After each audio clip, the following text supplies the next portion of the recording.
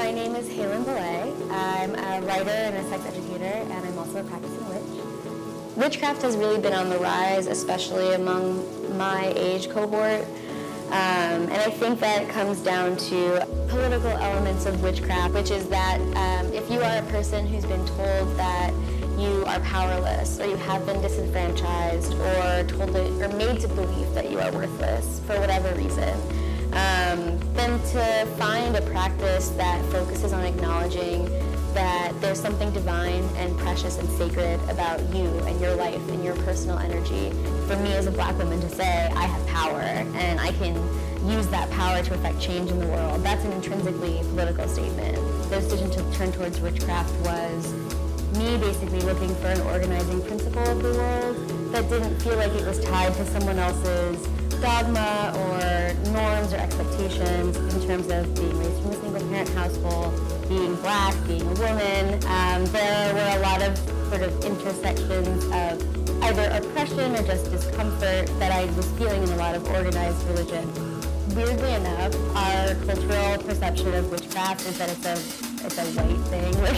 I don't know that I saw many Black witches or non-white witches in cultural representations when I was growing up. It's always this kind of like hag-faced old woman.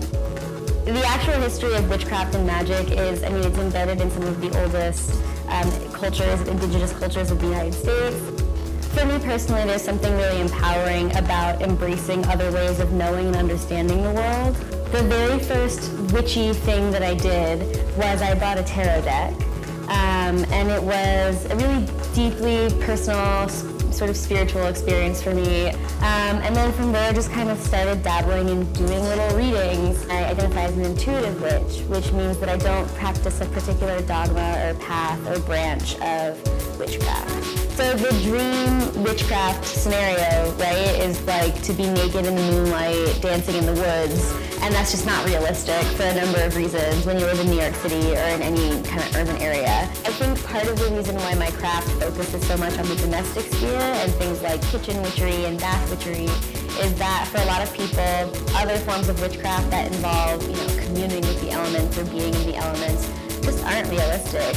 My approach to putting together rituals is that I look at the craft and magic as sort of a vocabulary for understanding the world, and then I put together the sentences.